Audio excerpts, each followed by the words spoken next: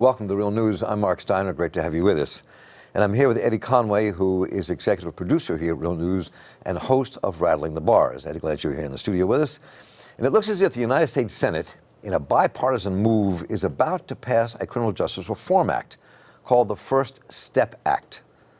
Now, Trump campaigned on being tough on crime, as he said, mocking the notion of not abusing people who are arrested and more.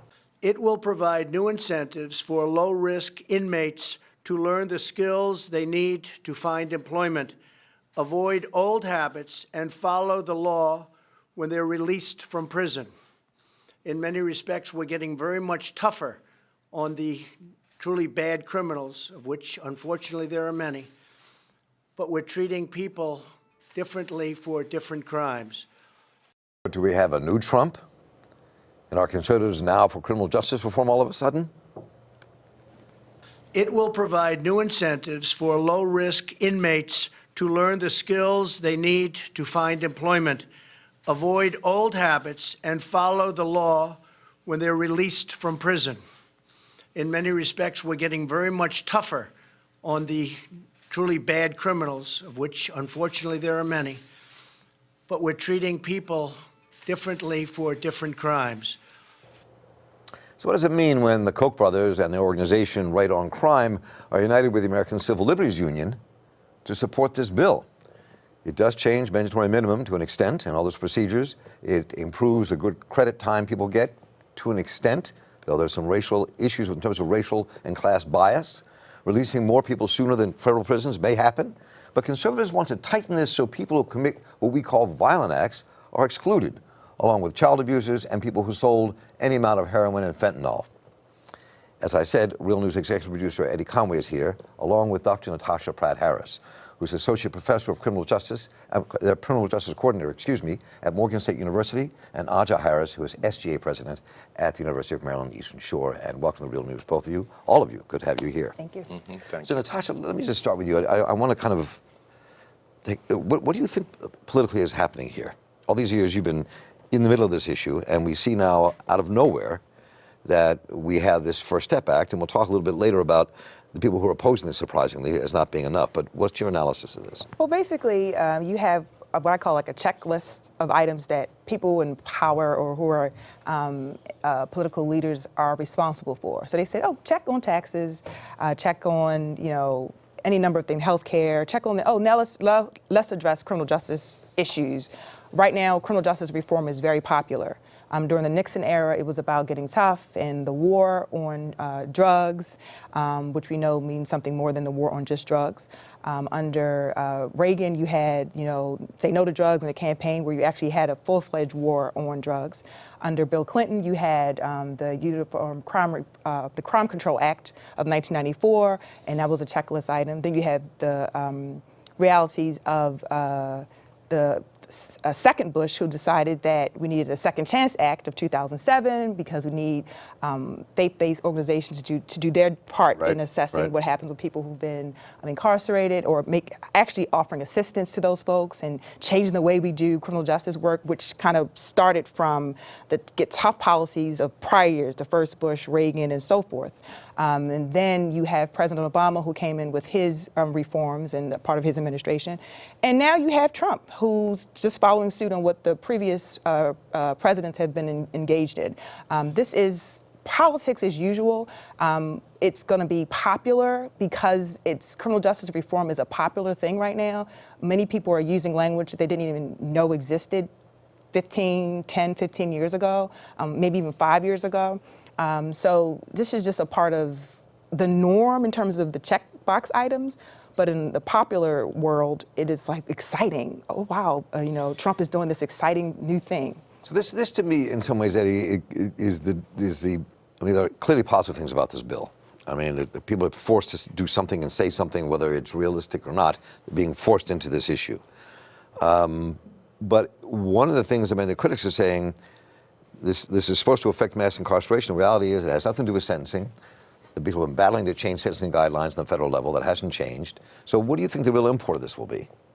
Well, as I mentioned earlier, I think, and I'll go back to Malcolm X's statement, we're being tricked hoodwinked, and bamboozled. This is just an appearance of fixing the criminal justice system because of the amount of attention that Michelle Alexander's book had focused on that, because of the standing of America's prison system in the world, the largest prison population for any nation in the world. So lawmakers want to, it's putting lipstick on a pig, if I could do that. And the amount of reforms that's in this particular bill is so minute that it doesn't even show up on the statistical chart. In the final analysis, if this bill was to pass, it would affect about a total of 6,000 people. The reality is, if the bill passes, it's going to incarcerate people longer, but it's also going to spread the prison industrial complex out into the community by using electronic monitors and other kind of things. And so the system won't be housing that many people inside the walls, Right. but it will be turning the community into a prison itself in poor and black communities. So I want to explore that a bit.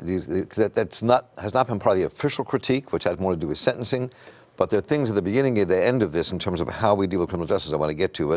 But I'm curious, Aja, and, as somebody who's working in this on campus, I mean, how does this initially affect you? I mean, and your thinking in terms of what they're trying to do? What do you think is missing here?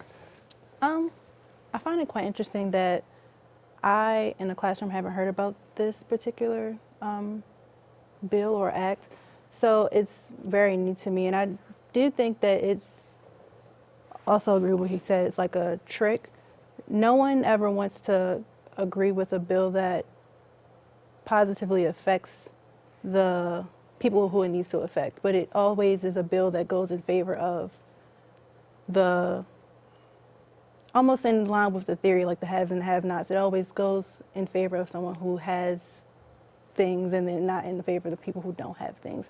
So I think that when creating bills or legislations in general, the government should be in favor of everyone, but most importantly the have-nots, because the have-nots kind of overpower those who have. One of the things about the bill internally, before we talk about the other two extremes of this bill, what happens before people are sent to prison and how that sentencing happens and what happens when they're out, which is what Eddie just raised, which I was going to raise earlier. One of the critiques here, and I think it's interesting to talk about this, we're doing more and more with algorithms in terms of determining what we should do with society. Taking the human element out, just allegedly objective look at the world. But one of the things here about this bill is that apparently if you have a record, a continuing record of crime, of criminal activity, of being arrested and convicted, that goes into this algorithm that may make you not eligible for all the reforms. And part of the argument, Natasha, here is that people are making against this is that will affect black and brown people and poor people in an adverse way, more than the other people who may have be kingpins and more can get out because they've never been busted before. Definitely. Again, there's a lot of lip service to just about everything we've done in our society regarding criminal justice issues, especially when the reality is people of color have been disparately impacted by a get tough policy or otherwise. Even when we had a system where black folks weren't disproportionately represented, black people were impacted in a way that other folks or persons who are the haves, like I just shared, aren't necessarily affected.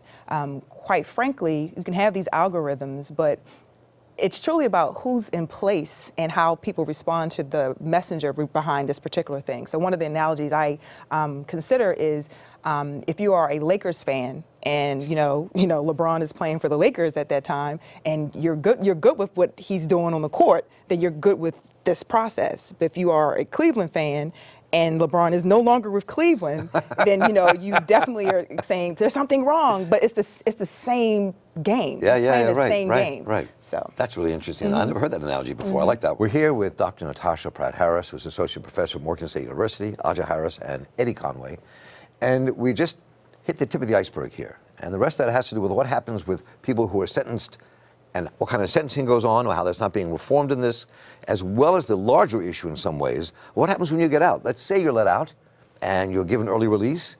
Are you really free? Well, the segments coming up are going to attract and talk about all of that. So join us.